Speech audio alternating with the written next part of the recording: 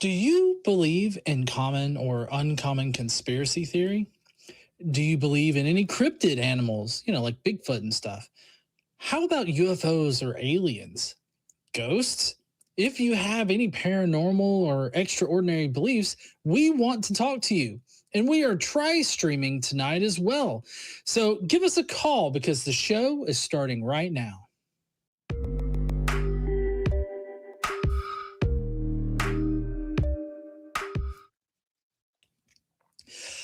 All right, what's up, heathens? How are y'all doing? Welcome to another episode of Truth Wanted. I am your host, me, Godless Engineer. This is a live call-in show that happens every single week, Fridays at 7 p.m. Central Time, where we talk to people about what they believe and why. If you'd like to call us, you can at 512-991-9242 or through your computer at tiny.cc/call-TW. Truth Wanted is a product of the Atheist Community of Austin, a 501c3 nonprofit organization dedicated to the promotion of atheism, critical thinking, secular humanism, and the separation of religion and government. We are tri-streaming tonight, just like the eye of the Illuminati. So a big shout out to our viewers on TikTok and YouTube mobile, as well as our viewers on YouTube. Tonight, we have Damien here with me. What's up, Damien? How you doing? I come from a land down under. John, a pleasure to be with you on this Saturday lunchtime. I don't know what this 7 p.m. Central business is all about. Oh, okay, yeah. I don't know. Well, hold on. If you're from down under, then do you even exist on a flat Earth? Because I've heard that y'all just don't even are you upside down right now? How do you stand that? You've discovered the fact that I'm a paid actor. See, the Aussie voice thing is just it's all smoke and mirrors. That's all it is indeed. Yeah. We're just secretly lizards in disguise. I'll have to try pull my. Oh, it's not working. Not right now, but yeah. Anyway, I'm glad to be here, John. And John, I've seen so many of your videos. I was just waiting for you to say I'm here for you to stand up and use your voice. Like there's that classic line you say in all your videos, but it's just weird not having you say that. Could you just say it for me, just to put me out of my misery? And don't forget to stand up and use your voice. Bless my heart. Thoughts and prayers, John. Thoughts and prayers. Fun behind the scenes thing about that. Sorry, my wife is the one that actually came up with that. So she's pretty awesome over there. She used it first, and then I just kind of yanked it. But anyways, please go ahead. Go ahead, Damien. Damien. It's become your catchphrase. Yeah. But no, I am yes, as you can hear from my voice and from the lighting of my face, I am currently in Melbourne, Australia, and it's a pleasure to be here on for what is a Friday evening for you guys, but for me it is a Saturday lunchtime. And yeah, happy to get into some calls. And I like these call-in shows because you have to think on your feet and you get to interact with real people in real time. There's no barrage of capital letters or anything. You're not smashing a keyboard. You're interacting with hopefully real people who hold hopefully real positions. Yeah, hopefully so.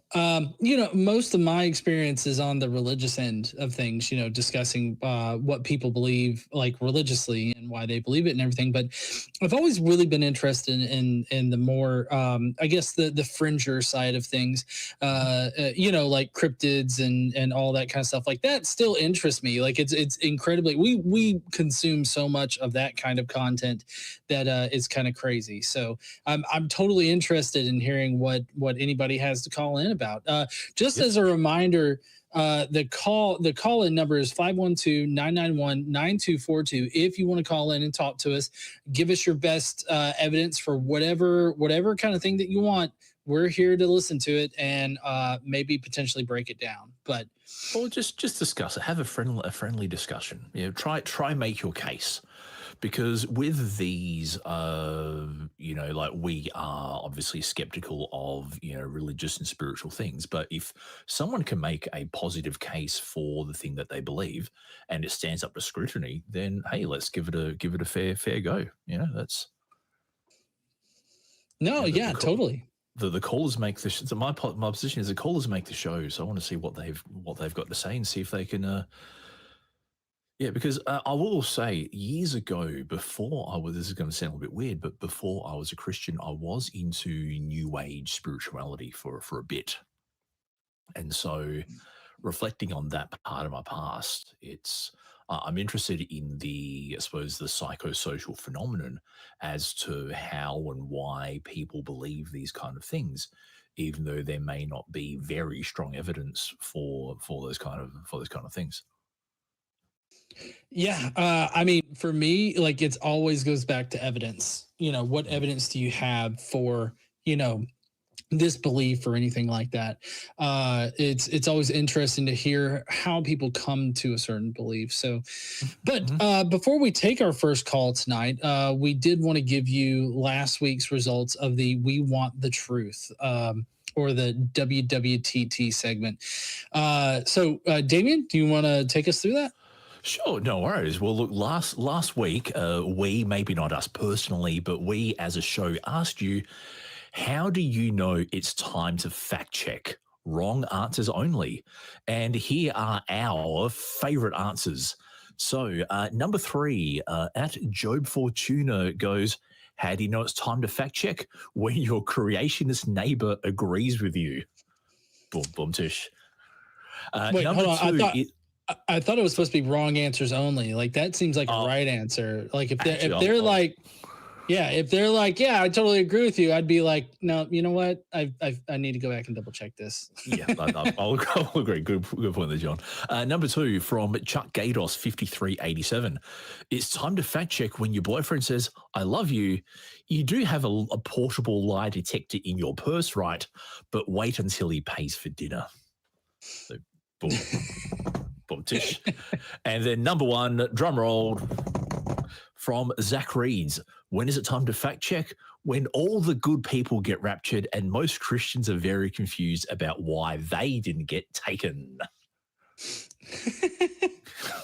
That's actually, again, wrong answers only, but this actually is an interesting one. And so the prompt for this week, which will be answered next week, is what is not an Olympic event but should be?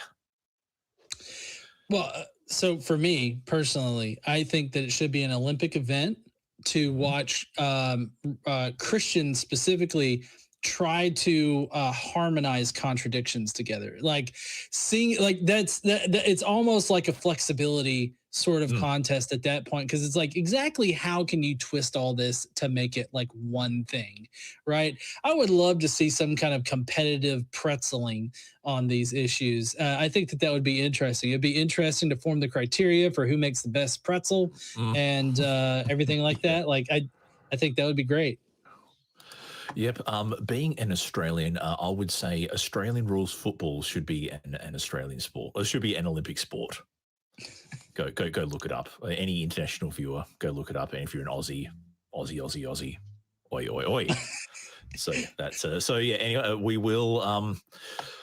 Look, I can't wait to see what the audience comes up with. Comment on the video, and your comment may be read on our next live episode. When's the next episode? It'll be the 20th. Yep. So next Saturday, or if you're hearing this in the future, it's already happened, and we'll see what the best answer was. Boy, all right, bombed that one. No. So while we're waiting on our first call to queue up here, I'm kind of curious about your background on this. I believe before we kind of jumped into the show tonight, you were talking about how you were, quite religious. What kind of religion did you start off in? Well, look, I was a teenage convert to Christianity. And I started off going to a Lutheran church. So I don't know how big the Lutherans are in your part of the world, but where I grew up in the city of Adelaide, which has a very fairly strong German influence, the Lutheran Church of Australia is fairly strong there. So I started going to a Lutheran church, and then after a while, I fell in with a university group that was tied to a small non-denominational, but I suppose charismatic. If you've heard of the charismatic/Pentecostal denomination, that were much along those lines. And so for a fair number of years, I was, I suppose what you call super spiritual. And I believed in a literal Satan, in literal demons, in demons that could affect physical objects in the real world. And as an example of that, there was a woman who was speaking to me once who said that a spirit of death had tried to kill her by puncturing her tire when she was driving at high speed. So I'd really like to know how demons can puncture tires at high speed and why they're targeting little old ladies, So anyway, in hindsight, it doesn't make much sense. But when you're neck deep in that kind of theology, it's like, whoa, Satan's trying to attack you, so we better pray even harder. So I spent a few years in that kind of mindset, and I did become a creationist. And so yeah, that was, and so that's what I was saying before the show. My kind of interest is in creationism and how people come to those beliefs and how they interact in society and things like that. And so from there, I left that church and I kind of mellowed out a little bit. So I was still creationist at heart, but I didn't really go around preaching at university campuses to say down with evolution. But yeah. And yeah, so then I ended my faith while I was at a Baptist church.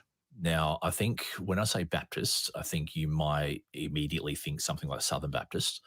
But in Australia, the Baptists are probably closer to maybe Seventh-day Adventists or something like that. They're a lot more sociable.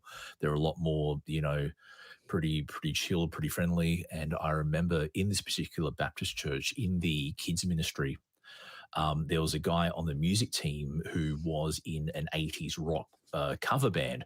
And so he had like the long hair and the jeans and the vest and all that. So yeah, like that. So in my previous, charismatic churches, men with long hair are an offense to God. Whereas in this other church, it's like, hey, long hair, as long as you're doing things for the Lord, hey, the Lord hasn't struck you down, so there's obviously no problem. But right. But the one thing I realized about Baptists is that I came up with this quip. How do you know the Holy Spirit moved in a Baptist congregation? Someone clapped during the music.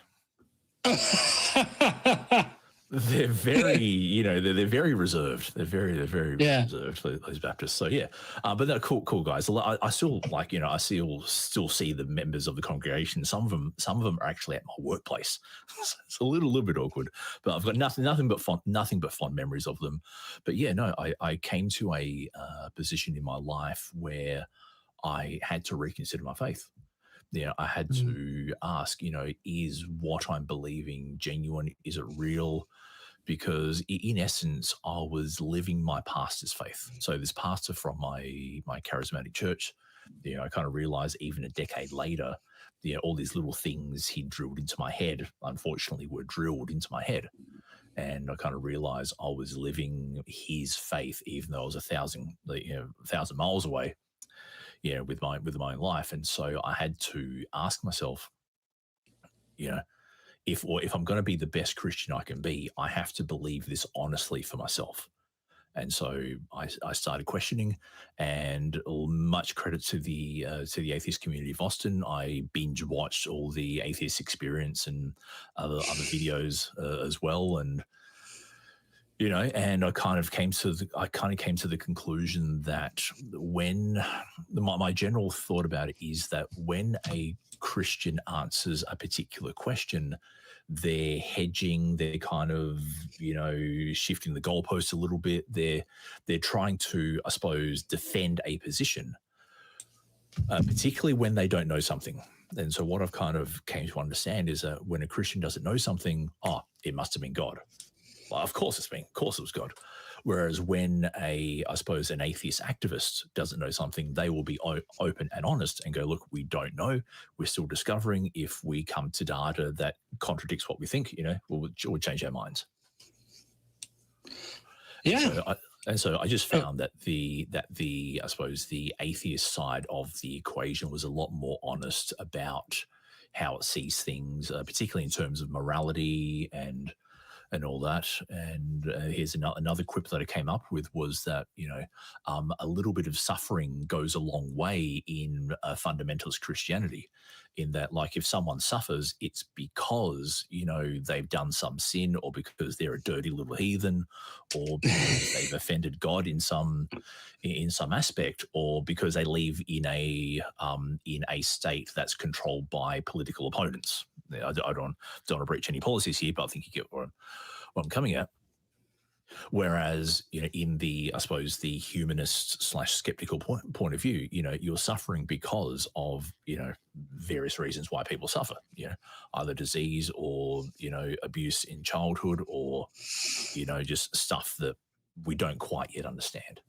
And I think when it comes to mental health issues in particular, and this is something that, has affected me in many times in my life, is that when it comes to mental health issues, particularly in the charismatic / Pentecostal theology, mental health issues are almost always, either a punishment from God, as we saw in the Old Testament when I think it was Saul who, when God sends a spirit down to torment Saul, that is seen as a mental illness.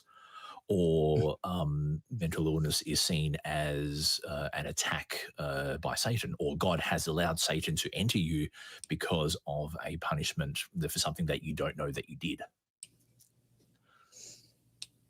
So yeah, so from that mindset, it's like it's very hard to live or to get healthy when everything that goes on in your head is this constant battle between good and evil, so to speak. Whereas I found that, again, in the humanist / skeptic point of view, things happen in our head because brains are incredibly complex. We can easily fool ourselves if we don't, use the right methodology and have the right data and all that.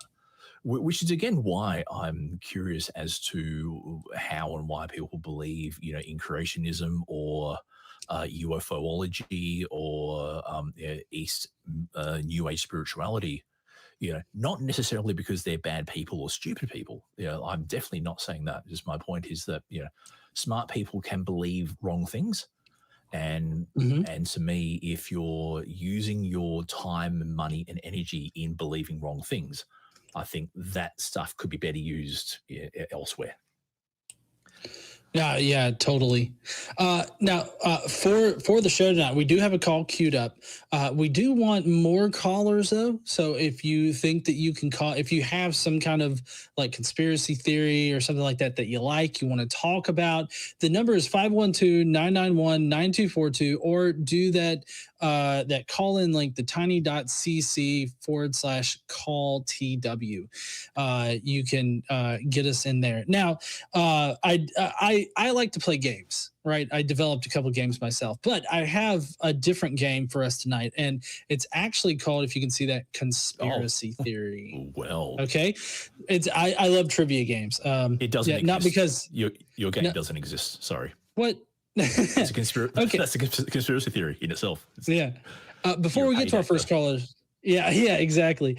So before we get to our first caller, I did want to read out this one quiz thing. Okay. So this is in the topic of aliens tonight. In 2019, how did a viral internet post suggest people could get past security at Area 51? Okay. It's A, using hot air balloons, B, Naruto running, C, tunneling under the fence, or D, doing the electric slide. Which one do you think it is? I know the answer. It was Naruto running, which is basically running with your head forward and your arms back, as per the Japanese anime character. Or is it the character or the cartoon? I forget exactly what, but yeah. Well, I believe it was I think Naruto was the character. I haven't seen that particular anime, but yeah. But it is a cultural reference. But yeah. Yeah, it definitely is. And there's actually a really interesting, there's a documentary about that entire situation that's out there. I can't remember what it's called, but they actually did a full documentary on the whole Storm Area 51. They can't stop us all thing. That was the tagline. They can't stop us all. And they got stopped. All right. So we do have George calling in. Let's Let's see if we can get George up here. Ba-doop boop. Hey, George from Bulgaria. How you doing there, George? Can you hear us? Doing well. How are you? Hey, George. Well, Good, welcome good. to Truth Wanted. What truth do you have to share with us? I would like to share a paradox with you. I love paradoxes. Now, is this like a Doctor Who paradox, or is this more in line with like a Yahweh paradox? Maybe the latter. Okay, Fire a Yahweh away, one. George. It's not a very well-known paradox. Should I just start? Yes, please. Yeah. Well, if we say we have existence, not the universe, but existence, and we say it is indifferent to beings, that existence still gives one a choice, even though it's indifferent. And that would make it 51% on the positive energy side of things.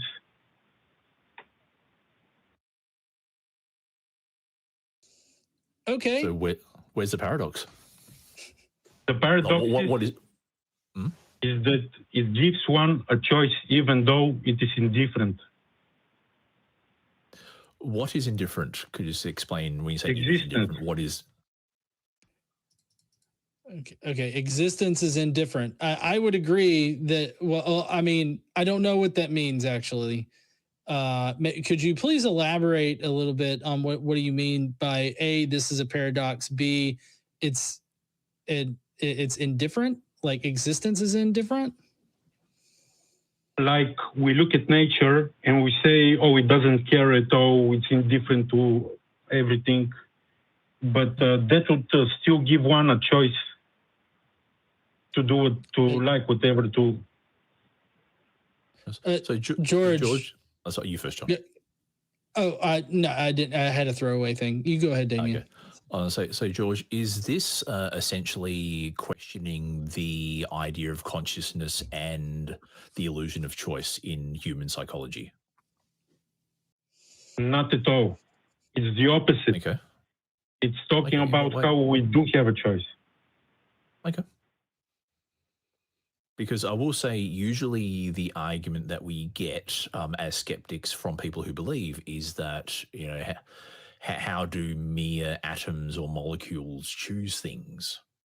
But it's interesting hearing the argument from the other way around. But look, the point of paradox is that even though it's indifferent, it still gives one a choice. Yeah, that's... Wait, I don't understand how that's a paradox. Because first because nobody's giving me a choice. It's just that choices exist, and I don't think that the choice that I make or that I end up on is necessarily like without reason or any kind of underlying cause. Like I think there's a cause for the reason. Yeah, there's a cause for the choice that I make, which means that there's some underlying reason for it. So like. I find that this is a bit of a non sequitur there, Georgie. It could very well be. It's not a very well-known paradox. No. If it's a non sequitur, that means that it's incoherent. It doesn't make sense. It does not follow. And I think I'll agree with. But we're looking at things in terms of qualities and properties, which are human concepts. Like they don't really exist in nature. They're concepts that we as humans came up with. Well, I would say that qualities do not change. What does that mean? It's an example. Like we have hot fire, but a stove can be hot. And we have anything else, hard wood, but still can be hard as well. Yeah, but these are all, I suppose, it's almost language, the use of language as well. Like, for example, a stove can be hot, the sun is even hotter. Or you could say, if I may be so crude, like a woman is hot as well, but she's not literally physically hot. These are all aspects of language and cultural understanding that we use to communicate certain qualities about things. Yes, in a way, it's like nature is speaking to us through these properties. And what would nature be trying to say? Yes, this is my second point. When we look at the paradox and we see other stuff, we can conclude that existence, not just universe, but existence is geared towards the positive energy side of things and is geared towards expansion. So can you expand upon the positive energy aspect? Because I don't know what it means, like positive energy, negative energy. What vibrational frequency are these energies on? That's what I want to know. Yes, a very good question. Mechanically, positive energy is integrative and negative energy is segregative. Okay. Talk to me, like, explain what you mean specifically by positive and negative energy, or what specific property or quality is positive and negative. Positive energy is inclusive, integrative, and negative energy is the opposite. Okay. Let me. Oh, I'm sorry, Damien. You go ahead. No, sorry. I was going to say, do we mean like positive and negative from a human standpoint point of view? Is that where you're getting the concepts of positive and negative from? Yes. Okay. Then that's just us humans giving our own framework or reference to something that we experience, which in a way confirms our existence. Can you elaborate a little more? Well, I suppose it's a little bit hard to when it's a little bit vacuous, I know. Well, to a point, it's. I just think that you're maybe conflating ideas, as in like what you believe is good and positive. It's integrative, but then anything is bad is segregative. It's like, well, no, not.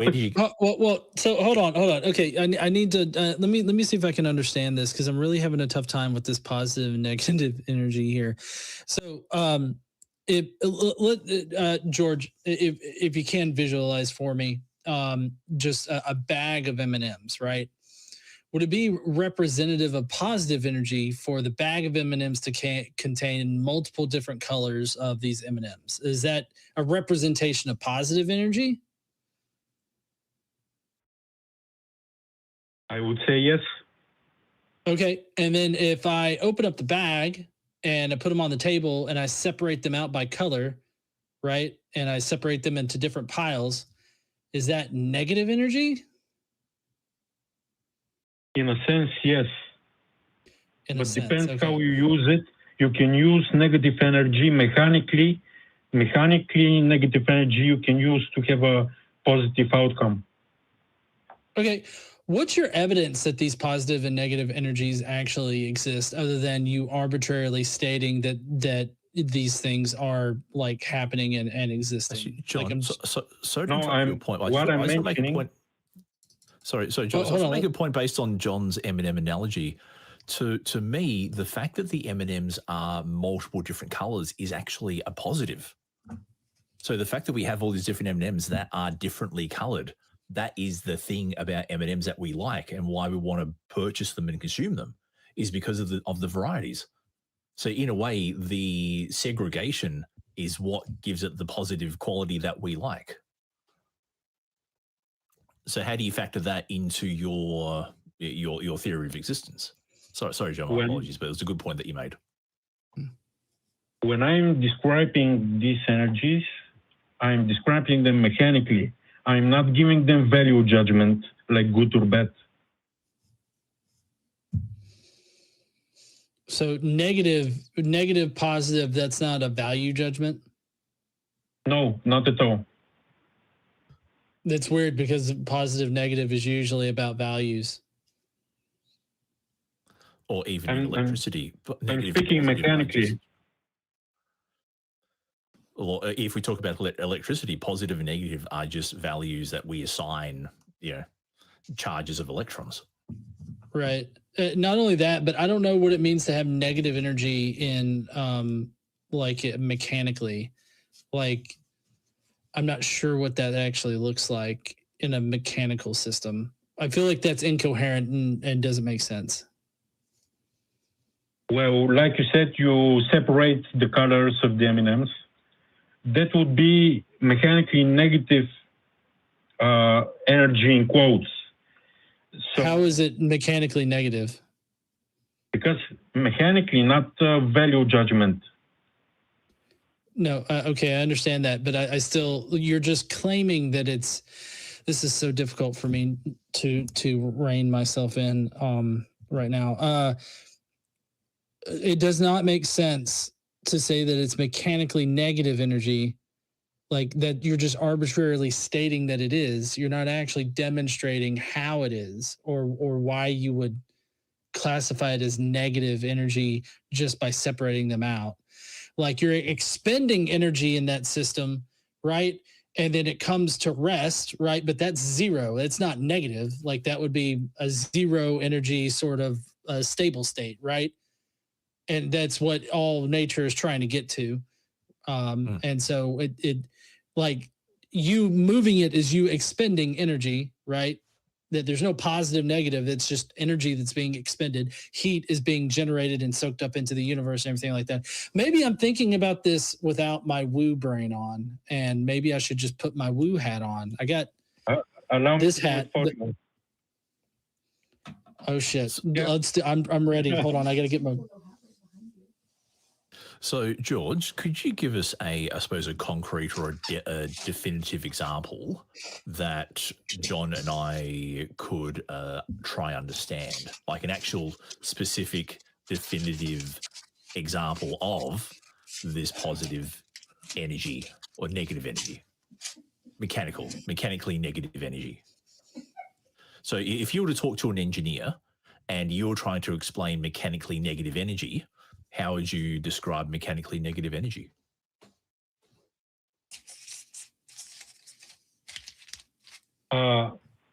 So I'm talking mechanically, but still in the context of human interactions and stuff like that. But that's a non sequitur. Like we're talking about. Like, let's take the humans out of it. How would you explain negative energy? To if you're writing an academic essay or a thesis or doing a presentation to a room full of of experts, what is negative mechanical energy? But I'm talking about metaphysics, not physics. You said mechanical. So to me, and I suppose to John as well, when you say mechanical, you're talking about the application of one of the four fundamental forces in nature.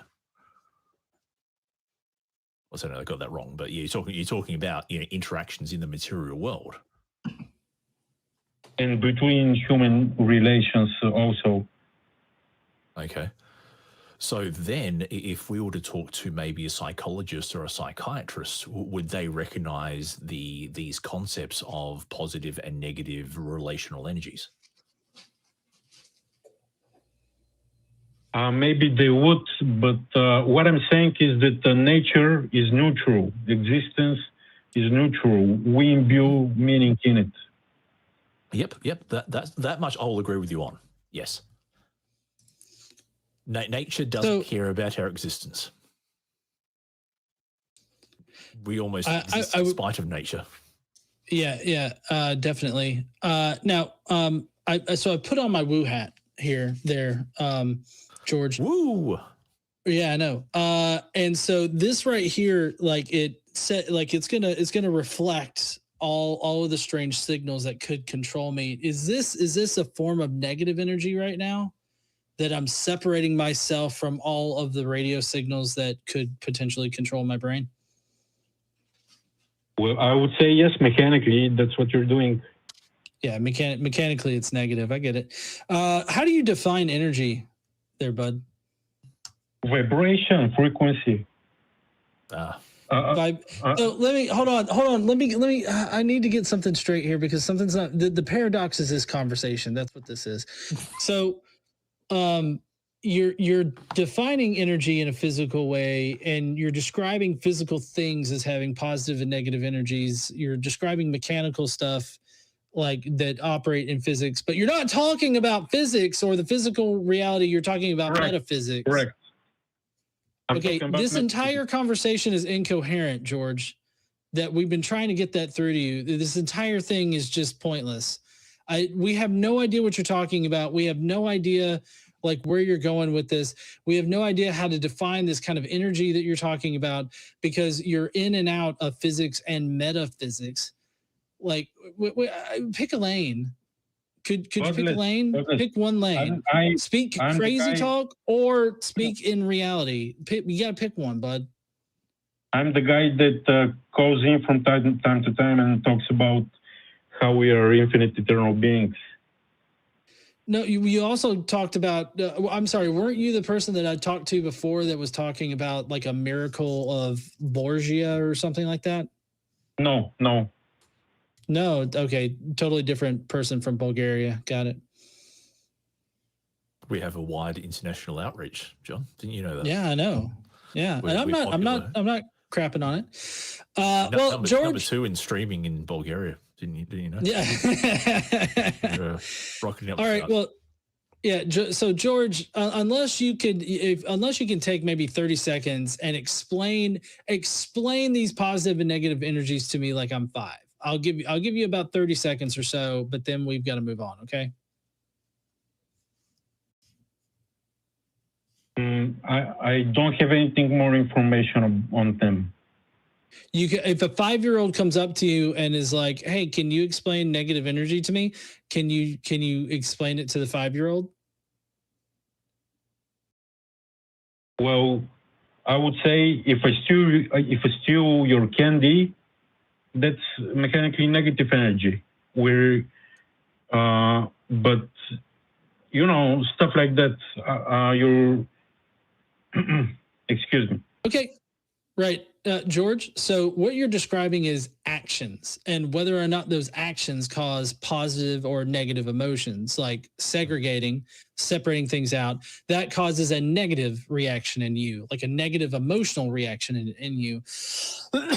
And then like the bringing stuff together, that would be a positive emotional reaction for you. So I feel like you're not describing energy, you're describing energy as emotion, and the emotion is either positive or negative in this particular respect. So you're not presenting a paradox, you're just presenting a word game where you've replaced emotion with energy, and you think that you're speaking in some kind of scientific language or notation here, when you're really not. You're just confusing metaphysics with physics, and you're being incoherent in the process. So I suggest maybe going back and rethinking this paradox problem, but we do have a couple of other callers to get to, and we really appreciate you calling in. I hope you call back again with another paradox.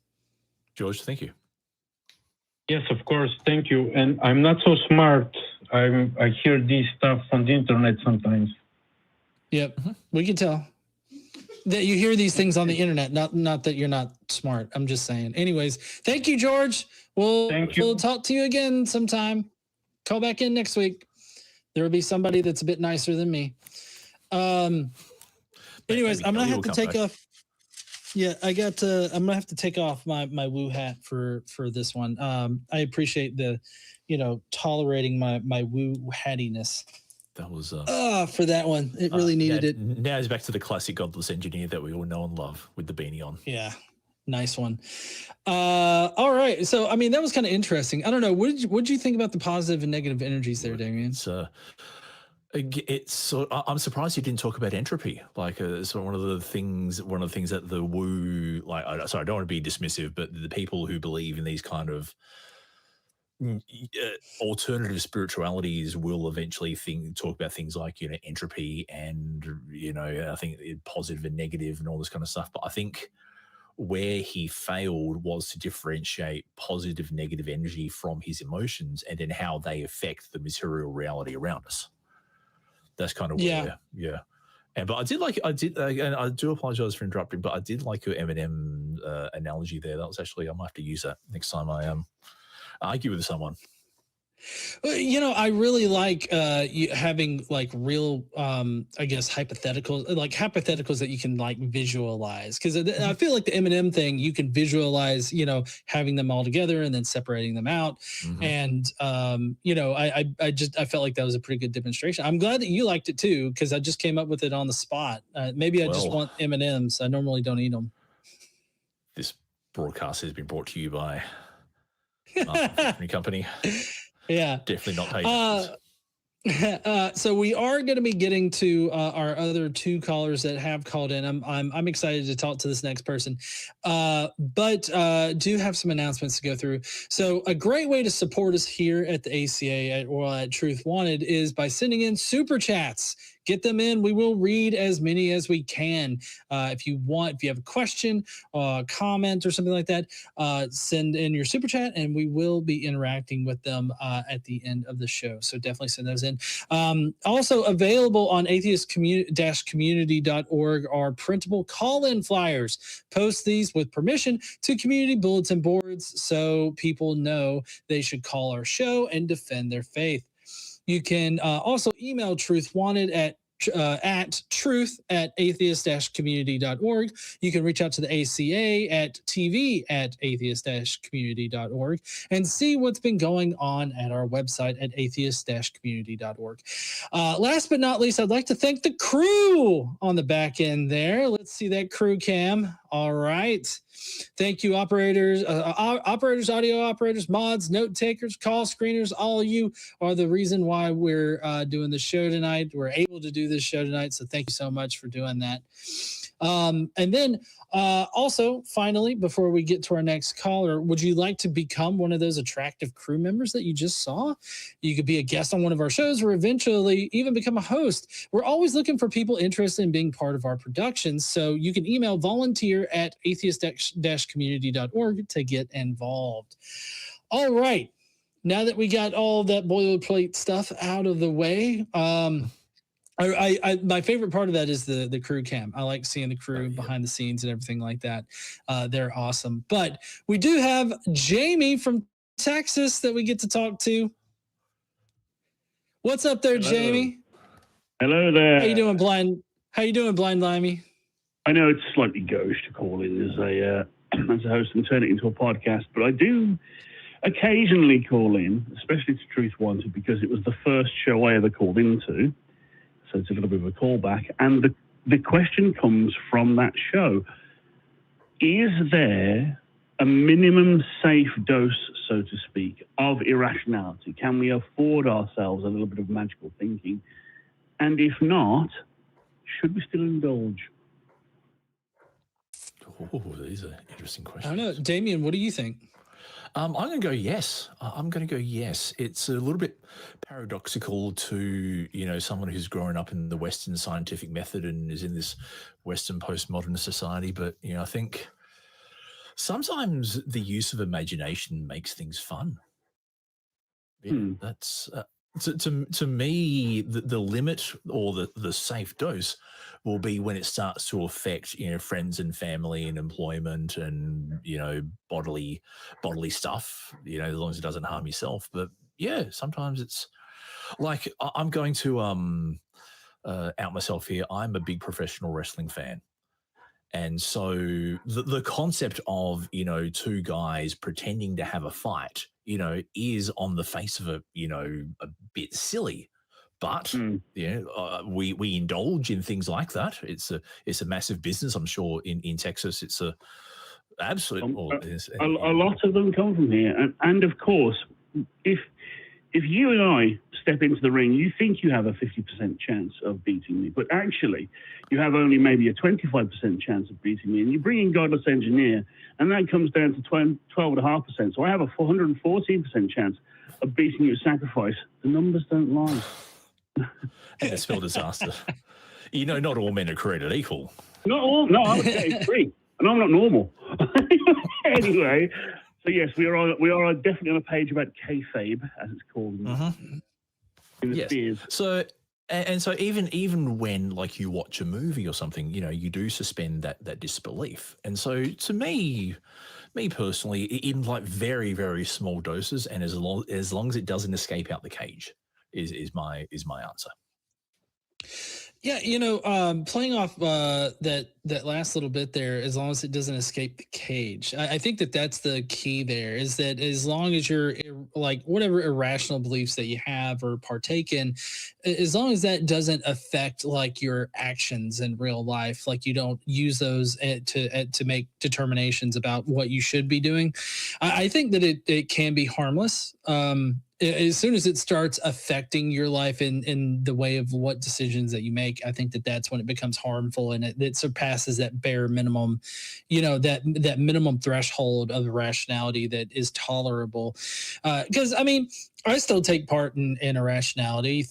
There are some certain conspiracy theories that I partake in online, even though there's not like any solid or good evidence for certain things.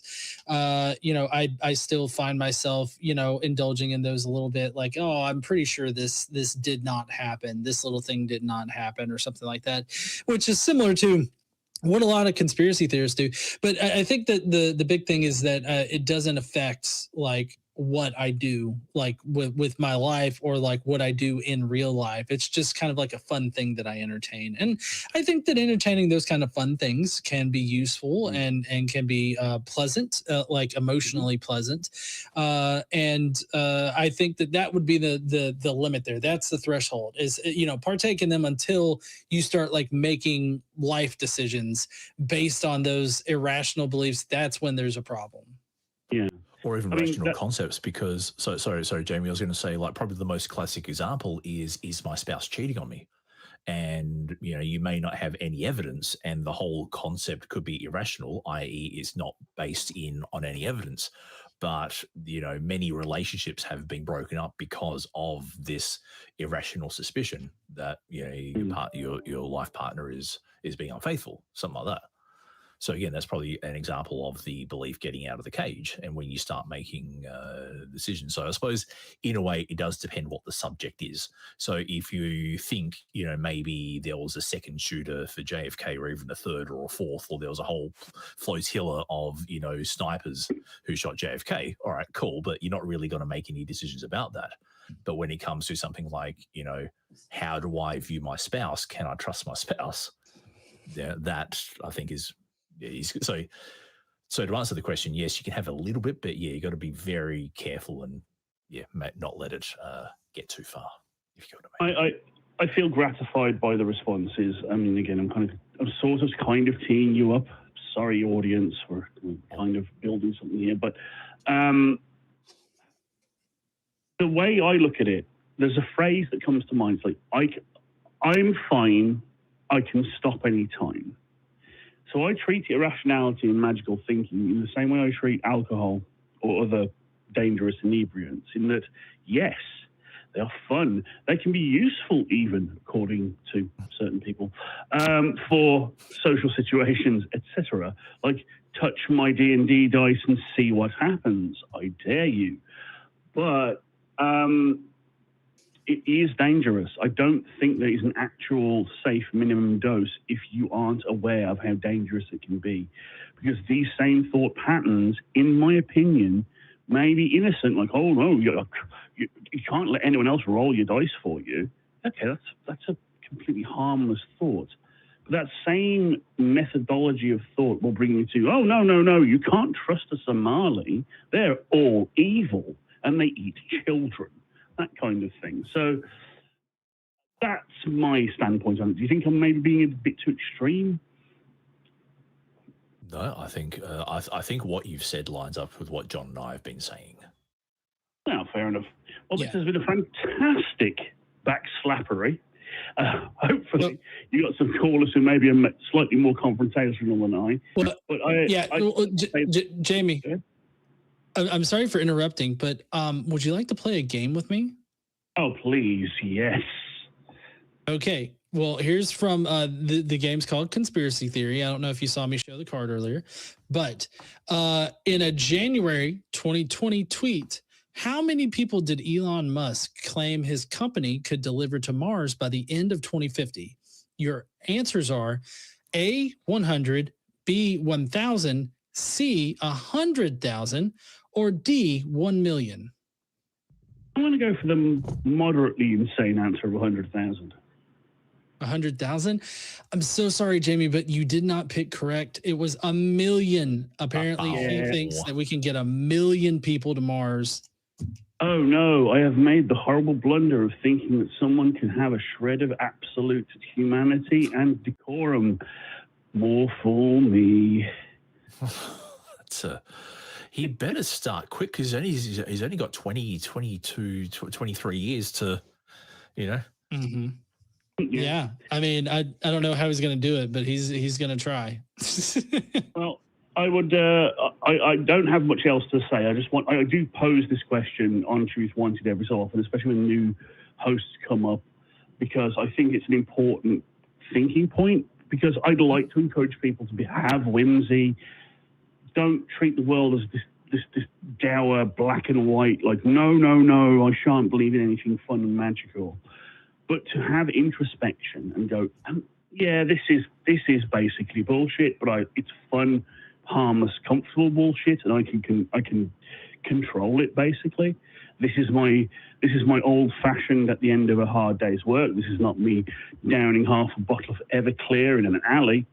So that's what I'm saying. As with all things that are fun but dangerous, moderation in all things I encourage. Yeah, no, I totally agree. Well, thank you for calling in, Jamie. I always love talking to you, man. Yep, and I don't know whether I'm really in trouble for saying this, but there's a certain thing happening in October that I'm hoping to go to, and maybe I'll see you there. Twaddle pimps. Yeah, I hope to see you there too, buddy. A certain thing happening in October.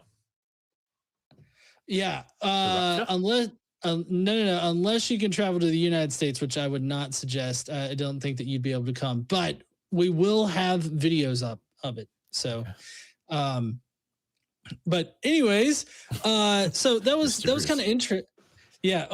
Well, I'm not exactly sure about whether or not I can say anything about it on the ACA show, but because it concerns another 501c3. So I guess the question I'm wanting to ask here is, what kind of irrational beliefs have you had that have been pretty harmless, like in the past, like, or that you currently hold? Do you have any things that are kind of like irrational? Yeah, well, look, Jamie mentioned the term kayfabe. Is that a term you're familiar with? Yeah. Okay, cool. All right, so yeah. So to me, the idea of kayfabe is, to me, harmless. It's and the whole art of professional wrestling is, it's soap opera for men, essentially. That and horror movies. I love myself a good horror movie. Yeah, just trying to think what irrational beliefs I may. If I can, I wonder if you'll get this internet meme, but it's real to me, damn it! Oh, yes. Yeah, I'm very, very, very well aware of that particular reference. I wonder if your wife. Okay.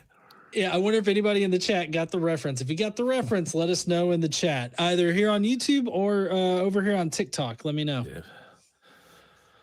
So yeah, for me, like as far as irrational beliefs go, I try to stick to rational ones, but like, I guess, there's a little part of me that kind of hopes that like ghosts are a real thing. Like that's one thing that I really like is like the ghosty shows. Now they're hilarious because they're getting to the point where they're just being ridiculous, right? Because you've got like Zach Vagabonds or something like that, who goes around and he's like, listen, I've got a really weird feeling in here. Hello? And then, it becomes this whole thing where he's like, oh, I'm being attacked. And it's just him, over there in the corner, like, ah. and he's got to put on a show, right? But it's like I really want like a ghost to just slap him in the face or something like that, and him be like. It was a real thing. I'm not acting this time. Now, on that topic, I'll probably say alien life. Like, I can see the possibility, just due to sheer numbers, that life aside from what we know on Earth exists. That there is some intelligence out there. Yeah, and I think it's fun to wonder if, in the hypothetical scenario that these alien beings have come to Earth, how would they see us? How would they interact with us? Why in the movies do they always go to New York, for example? What is it about New York that attracts aliens? I still don't know. Probably, honestly, it's probably just the recognizability of the city and the popularity of the city for the American audience. And I guess maybe the international audience too, possibly. Okay, so if they set Independence Day in Mobile, Alabama, like that wouldn't quite get as much as if as if they attack the White House or something. You know what they need to do, right? What do they need to do? What do they need to do? They need to make a movie about the Mobile leprechaun, and have you heard of it? I've read, it rings a bell a long time ago. Yeah, rings a bell somewhere. No, I mean, so there's actual, if anybody goes out there and you look, there's actually like a whole newscast about the leprechaun in Mobile. I believe it's Mobile. And it's like there's a bunch of people that are gathered around a tree, and they say that there's a leprechaun that got chased up the tree, and like there's a guy that comes out of his house with like a bulletproof vest on, and he's got like this like flute type thing, and he's like, this is my leprechaun flute. It's been passed down through my family throughout the years, and I hunt leprechauns with it.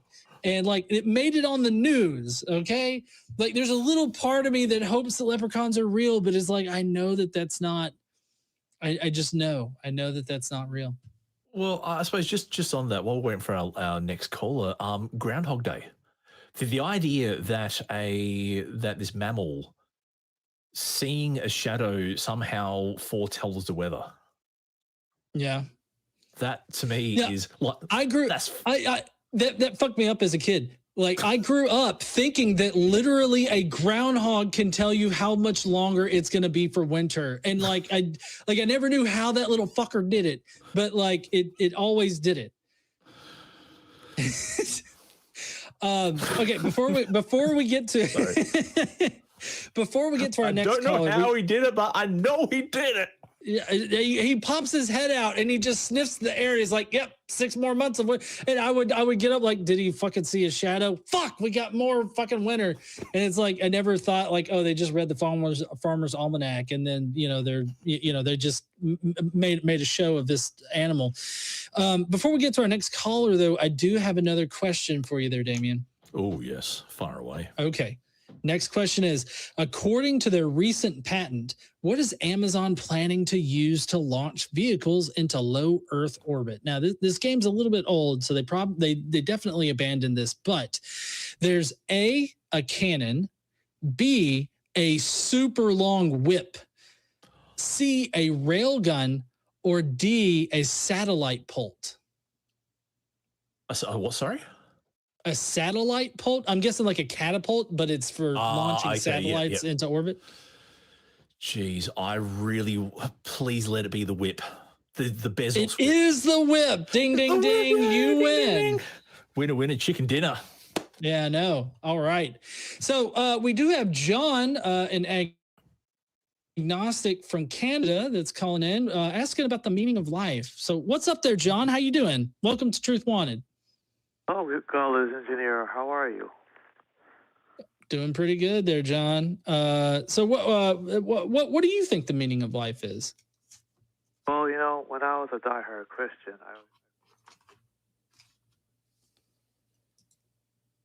Sorry, John, it sounded like you got abducted by aliens there. What? He's under attack by Satan. Yep. John, you still there? Yes, I'm still here.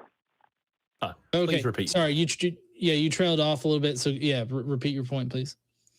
When I was a diehard Christian, I used to believe that the point of life was to worship God, so that someday I could spend eternity with Him in heaven. But now that I have doubts, I wonder what is the point? What the point is life? What is the point of life? Afterlife. I'm sorry, John. You keep going in and out. Can what's the point of life? Yes. I think that's what he said. Yeah, John. I Okay. will say your voice is fairly soft in your whatever device you're using. Can you hear me now? Can you hear me now? That's better. That's better. Yes. Okay. So, what's the meaning of life? To me, survival and replication. That's it. Well, at a very, very, very basic biological level, yeah, we are, I suppose, attuned to survive, to keep on living. You know, we ingest food, we ingest vitamins and minerals, we ingest, vitamin D from the sun and all that. We make use of the natural resources about us to continue our life, and we have reproductive organs. And sometimes it's fun when we use those reproductive organs. Oh, I'm sure it and is, but... John, well, I mean, and I mean, the very, like, if you're asking, like, very basically, like, scientifically, like, what's the point in life? That's what it would be. But I feel like what you're trying to do is you're trying to replace that transcendental sort of point to life or purpose of life with, what really exists. And, like, outside of a human mind or any mind, really, I mean, it is like nature doesn't give a shit, right? It doesn't give a shit about life. It doesn't give a shit about non-life. It just exists, right? And you could say that that's bleak, but I mean, that is just how nature is, right? But if we go from a more human perspective as to what's the purpose of life, it is to, like, survive and thrive and, reproduce. Like, that's part of it. But also the beautiful part of being human is that you get to find your own value in life. You get to make your own value. You get to make your own meaning. So what I would say in that particular context is that you should probably make the most out of your life. Do what makes you the happiest without negatively affecting those around you. Partake in things that you find pleasing and whatnot, as long as it's, like, consensual with other people and you don't increase the amount of harm in the world as you do it. I mean, there are limitations to what I'm telling you here, obviously, as I've been indicating, but I think that, living a happy and healthy life should be, one of your primary things. I would say that would give you meaning. The experience of life is the meaning. John, caller John, not Godless Engineer John. I'm going to give you a hypothetical. If you were a guinea pig, what would be the meaning of life? Well, if I was a guinea pig, first of all, I wouldn't be aware, because animals, as far as I'm concerned, are not self-aware. Oh, wow, that is totally wrong. No, animals are self-aware. If you've ever had pet guinea pigs, they are quite aware of their surroundings. Like, you can even sometimes you can call them by name, and, like, they know when a fridge door is open or when they recognize people by, like, I've had some, used to have some, I think they recognize by footsteps. My daughter, it was quite interesting. What about crows? Crows are fucking smart as shit, right? Like, they are intelligent. They will like, if you abuse one of them, they'll remember you. Like, they'll stalk you. Yeah, they'll follow you to, like, your third grandchild. Okay, so, like, they understand. Like, they hold grudges. Like, they're definitely they're sentient or semi-sentient beings. So no, I mean, I feel like you're just totally wrong about that particular assumption there. So John, just to go back to the guinea pig analogy. So guinea pigs, they don't have any form of attack, and the only form of defense as an animal is that they run, and they even eat their own poop. They even eat their own poop. They're coprophagic. So if you were a guinea pig and you were asking this question, like, what would you say the meaning of life is? Well, it's either you don't have one, or maybe just to serve as an experiment for a human. Do you think that's what a guinea pig thinks about? Like, do you think a guinea pig is sitting there in its cage right now? Like, I really wish a human would test some shit on me. Like, I look pretty in some fucking, lipstick. Lipstick, yeah. I don't know. Eyeshadow. The Native Americans believe that animals offer themselves to humans for hunting. What? Who does? Sorry, who does?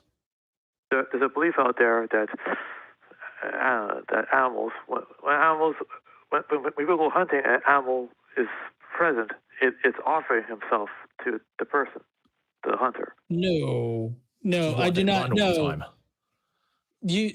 Did you watch Bambi? Bambi, I never saw Bambi.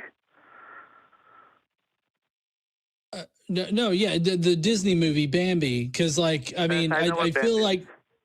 okay, yeah, I feel like most deer are not out there looking to present themselves as a sacrifice to humans. Like, there's no way Bubba is up in his tree stand like, I'm just waiting for that deer over there to come and present itself. Like, that's not. Hit me with your best shot, buddy. Well, I mean, if they answer your did that, there would be no need for salt licks. Okay, I'm just saying, like they wouldn't like there wouldn't be lazy ass hunters out there putting out salt licks waiting for a deer to come up and lick the salt. The deer is thinking, salt. It's not thinking I must sacrifice myself to Bubba. Well, I guess to answer your question, I guess a guinea pig is thinking about how he can survive. Hey, congrats. If you were to ask me, it would probably be like eat shit and don't die. It was probably his like mindset right there. Yeah, but we don't think that way, do we? We humans. Yeah, because I hope not. We have a higher cognitive capacity to experience, not just eating and that, but we can comprehend beauty, we can comprehend intelligence, we can comprehend all this kind of stuff. And so, what Godless Engineer John said, make the most of your life because we have so much more capacity to appreciate it. That's it. That's your only advice. In a very basic, like if you wanted a whole philosophical lecture, I'm sure John and I could sit here for a few hours and wax lyrical on that. But we are an internet-based talk show with a limited time frame. Yeah, and you've caught us on the spot as well. Yeah, I'm just kind of curious there, John. What kind of advice are you looking for? Like, are you looking for me to give you like direction in your life or something? No, or no, like, no. I guess I don't. No, I'm not looking for that. Believe me, I'm just wondering because. See, we're here on Earth, we're in this planet, and we're here. I was wondering, what is the point of all this? Have you ever asked yourself that question? Yeah. Mm-hmm.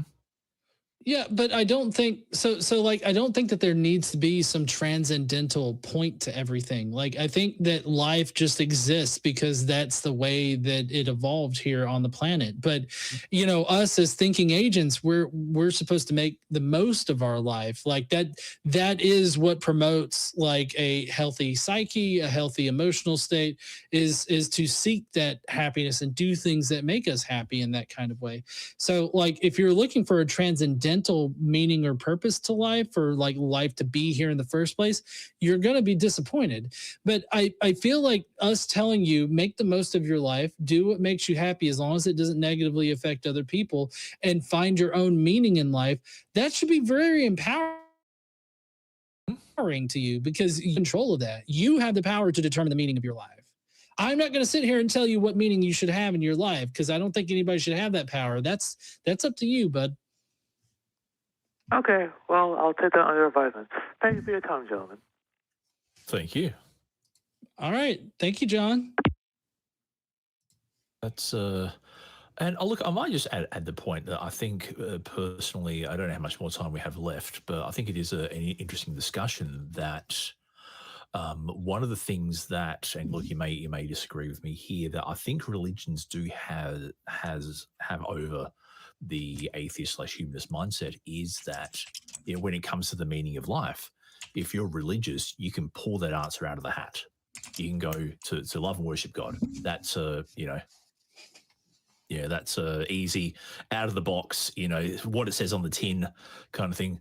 Whereas when you come to a secular humanist, we do have to get a bit more deep and philosophical, and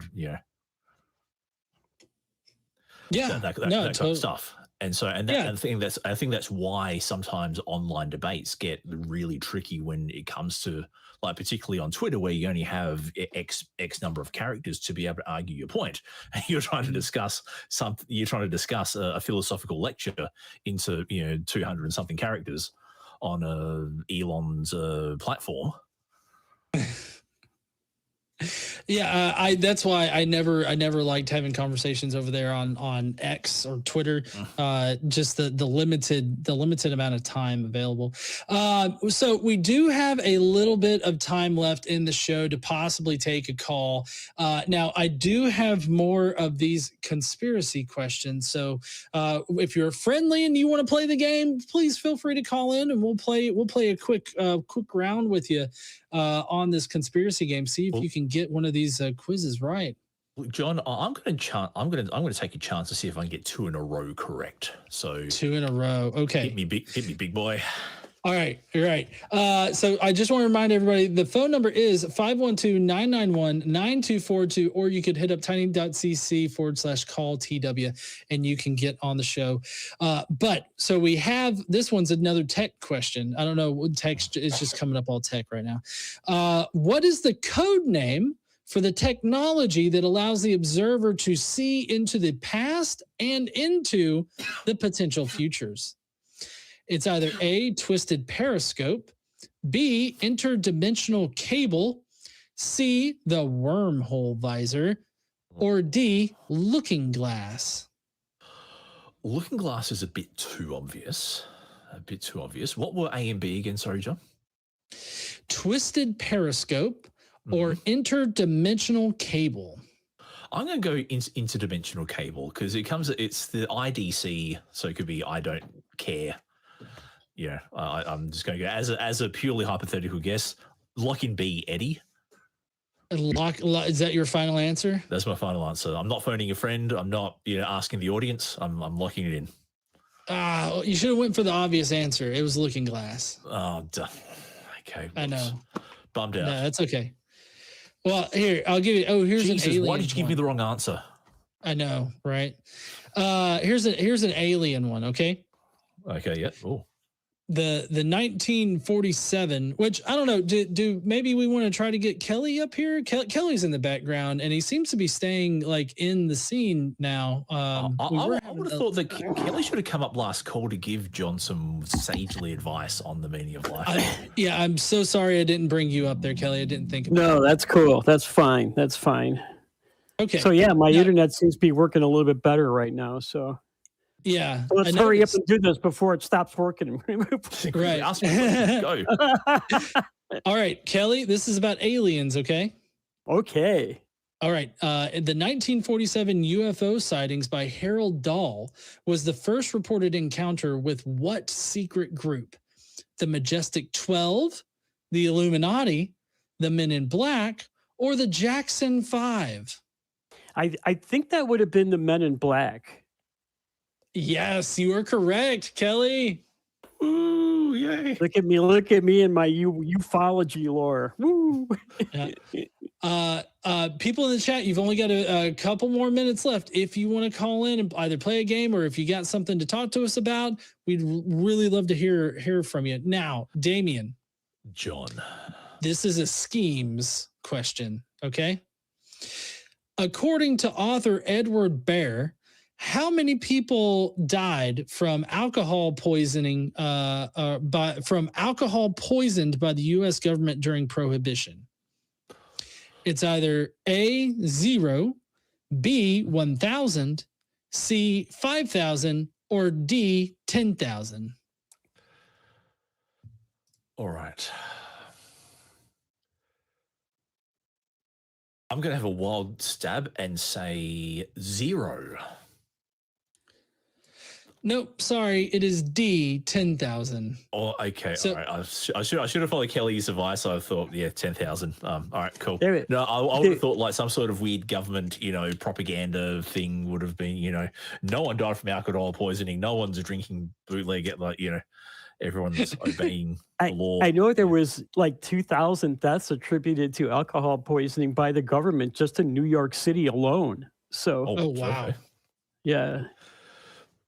That's so they do have some liquor that's bottled in bond with the government, so it's like the government oversees it. So I could see how that could take get some traction there.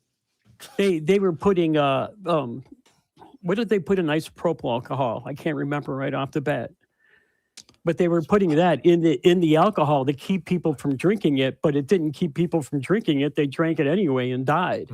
But the whole point was, we'll poison the alcohol so people won't drink it. Which kind is of a bit backfired. like methylated spirits. Like I know. Yes, methylene. Yeah. Methylene. Oh, close. All right. Well, we are at the end of the show. We really appreciate everybody. We do want to go and hit up the super chats that we got, though. And then there's actually 3 super chats. So I'll start with the top one, which I don't know if y'all have the show notes open. Maybe it's just me. But our first super chat is Crispin Slit, who just sent in a heart. Thank you, Crispin. That's nice. Hey. Yeah. No, Crispin's awesome. Yeah. Next super chat is Kelley Laughlin, 392. Kelley. Don't trust that guy. Don't trust him.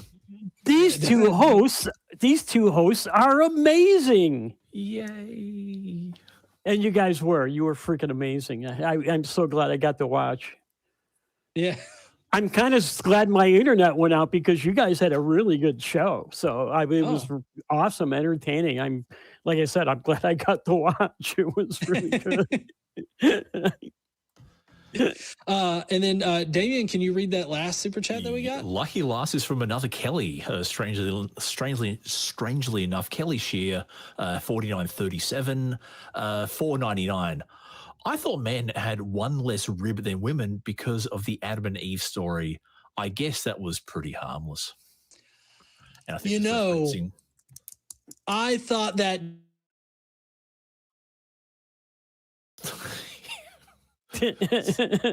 he's like, it was me. It was me did it. I thought that too, though. Sorry, John, can I get you to repeat your point? You froze right at the crucial part. You pointed at yourself. Yeah, sorry. I was in college. Yeah. Collins Studio shut down and it totally messed my stuff up. I thought that too. Like when I was a kid, I remember counting my ribs. I'm like, is that true? Let me 1, 2, 3, 4. And of course, I'm counting my ribs through all of my fat and everything. So it's like I missed one and I'm like, oh, is it true? Is it true? Actually, the hard part was getting I was going to say the hard part was getting my sisters to sit still so I could count their ribs, but they kept getting tickled and moving around. I just hope your sisters consented to having their ribs counted. Of course not. Of course not. We were kids. So I do remember one fond memory I have of my son when he was a kid, like a little kid. That's one of the games I'd play with him. I'd be like, let me count your ribs. And I'd start poking his ribs and he'd start laughing and everything. He's 16 now, so I can't do that. No, you can still do it. He just doesn't enjoy it as much. Yeah, I guess that's true. He'd be like, "What are you doing, bro? Come on, blood." You're a creep, Dad. Stop touching me. Yeah. I do not consent. Yeah. Oh man! Can I say something real quick? Earlier in the show, you talked about volunteering at the ACA, and I started volunteering 5.5 years ago. And this has been the greatest, awesomest group of people I've ever worked with. So I encourage everybody to, be like me and go ahead and volunteer. Well, you can't be like me because you won't have the charisma and awesome sex appeal that I have, but you can be a volunteer like me, and I encourage you to do it because it really is a lot of fun. And get involved. Don't just watch the show. Be a part of it in some aspect. Yeah, and just as a reminder, that email is volunteer@atheist-community.org. You can email them and you can offer to help out in any way that you want. They'll talk to you through there. I would like to reiterate the "We Want the Truth" segment. The prompt for this week the prompt for the past week. Hold on, I'm messing this up here. The prompt for next week. The prompt for next week for you to leave in the show notes below is what is not an Olympics event but should be. Comment on the video and your comment may be read on next week's episode. Tune in at the beginning of the episode on February 20th to hear the top 3 answers. So we'd love to hear that. Now, Kelley or Damien, would you guys like to leave us with any kind of words of wisdom there? Go ahead, Damien. You're the guest tonight. So. Oh, okay. I get the first final word. No, look after yourselves. Make a positive influence on both yourself and the people around you. There you go. That's a good one. That's my concise. You know the butterfly effect. You know the butterfly flaps its wings and causes a hurricane on the other side of the world. Be the butterfly. Or be the hurricane. Yeah. And then I believe the sign off typically for here is not the stand up and use your voice, but it's like what was it, Kelley? Always keep wanting the truth. Do that.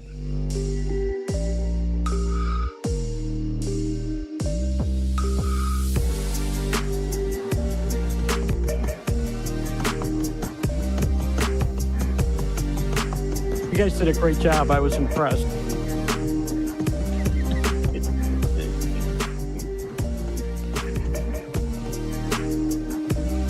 Bopping out, rocking out. Godless Bitches, is that still a show?